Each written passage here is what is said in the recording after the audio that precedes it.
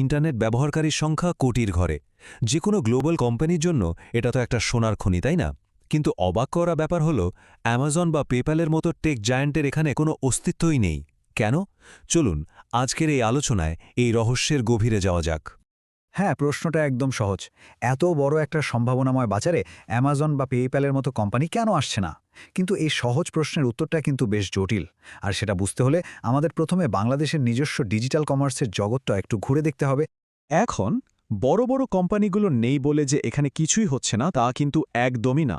বরং এই প্রয়োজনটাই জন্ম দিয়েছে দারুণ সব দেশি সমাধানের, যা বিশেষভাবে বাংলাদেশের বাস্তবতার কথা মাথায় রেখেই তৈরি করা হয়েছে। যেমন ধরুন ডিজিটাল হাটের কথা। কোরবানির গরু ছাগল যা কেনাবেচার পুরো ব্যাপারটা একদম ঐতিহ্যবাহী, সেটাকেও পুরোপুরি অনলাইনে নিয়ে আসা হয়েছে। এটা শুধু একটা অনলাইন মার্কেটপ্লেস না, এটা আসলে প্রমাণ করে যে এখানকার ইনোভেটররা দেশের মাটির কতটা কাছাকাছি থেকে চিন্তা করেন। আরেকটা দারুণ উদাহরণ হলো সরকারি উদ্যোগ একশপ। এটা শুধু একটা প্ল্যাটফর্ম না, এটা গ্রামের অর্থনীতির জন্য একটা লাইফলাইন। যে কারিগর হয়তো কখনো ভাবেননি তার জিনিস ঢাকার কোনো ক্রেতার কাছে পৌঁছাবে, একশপ সেই স্বপ্নটাকে সত্যি করছে।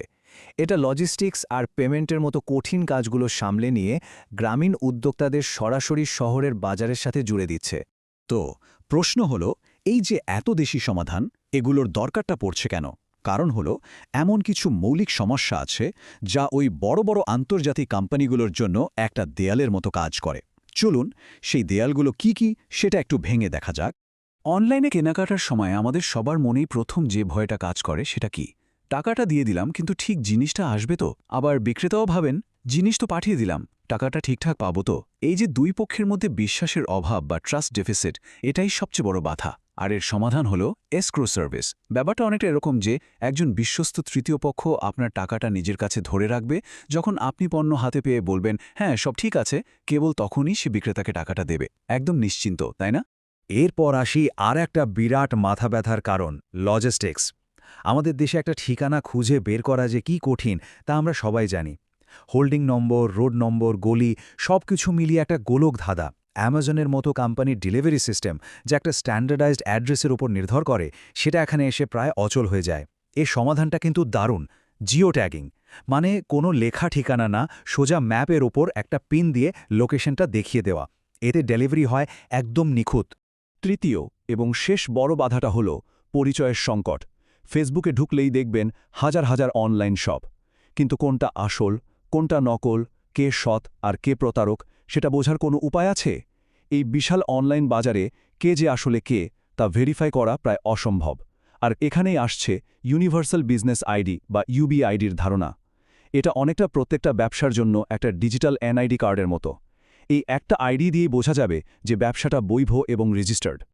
তো আমরা তিনটা বড় সমস্যার কথা জানলাম: আস্থার অভাব, ঠিকানার গোলকধাঁধা আর পরিচয়ের সংকট। এইটুকু জানার পরেই কিন্তু আমাদের মূল প্রশ্নের উত্তরটা একদম চোখের সামনে চলে আসে।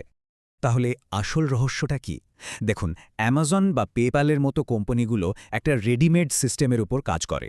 তাদের এমন একটা পরিকাঠামো দরকার যেখানে সবকিছু গোছানো, ঠিকানাগুলো সব স্ট্যান্ডার্ড, পেমেন্ট সিস্টেম নিয়ে কোনো ঝামেলা নেই, আর ক্রেতা বিক্রেতার মধ্যে একটা ডিজিটাল আস্থার সিস্টেম আগে থেকেই তৈরি। বাংলাদেশ কিন্তু এই পরিকাঠামোটা মাত্র তৈরি করতে শুরু করেছে, তাই ওদের যে one size fits all global model, সেটা এখানে এসে ঠিকমতো কাজ করে না। আর এখানে সবচেয়ে ইন্টারেস্টিং ব্যাপারটা ঘটছে। বাংলাদেশ কিন্তু হাত পা গুটিয়ে অ্যামাজনের জন্য বসে নেই, বরং দেশটার নিজের ডিজিটাল কমার্সের ভবিষ্যৎ নিজের হাতেই গড়ছে। এটা অন্যের জন্য অপেক্ষা না করে নিজের ভিত্তিটাকে মজবুত করার একটা দারুণ উদাহরণ। তাহলে এই যে নতুন ভিত্তি তৈরি হচ্ছে, এর ওপর বাংলাদেশের ভবিষ্যৎটা কেমন হতে পারে? চলুন একটু উকি দিয়ে দেখা যাক। এখনকার অবস্থাটা কেমন? দেশের বিভিন্ন কমার্স সাইটগুলো ধরুন এক একটা আলাদা আলাদা দ্বীপের মতো, নিজেদের মধ্যেই প্রতিযোগিতা করছে। কিন্তু ভবিষ্যতের ছবিটা একদম অন্যরকম। ভারতের ওএনডিসির কথা হয়তো শুনে থাকবেন। পরিকল্পনাটা হলো ঠিক ওরকম একটা ওপেন নেটওয়ার্ক তৈরি করা। ভাবুন তো, এটা হবে একটা বিশাল ডিজিটাল মার্কেটপ্লেস, যেখানে সব বিক্রেতা, সব ক্রেতা আর সব ডেলিভারি কোম্পানি একে অপরের সাথে কানেক্টেড থাকবে। এতে যেমন প্রতিযোগিতা বাড়বে, তেমনি ছোট ছোট উদ্যোক্তাদের জন্য সুযোগের দরজা খুলে যাবে। তবে শুধু সিস্টেম বা প্রযুক্তি তৈরি করলেই তো হবে না, তাই না? সেই প্রযুক্তি ব্যবহার করার জন্য দক্ষ মানুষও তো লাগবে, আর সেই কাজটাই করছে একশপ একাডেমির মতো দারুণ কিছু উদ্যোগ। তারা নতুন উদ্যোক্তাদের হাতে ধরে শেখাচ্ছে এই নতুন ডিজিটাল দুনিয়ায় কিভাবে টিকে থাকতে হবে, কিভাবে সফল হতে হবে। এটাই তো আসলে দেশের জন্য আসল বিনিয়োগ।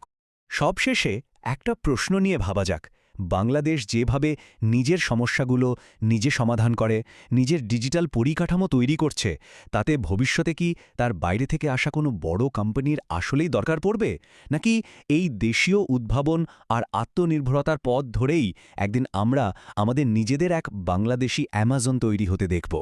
উত্তরটা হয়তো সময়ের হাতেই তোলা রইল।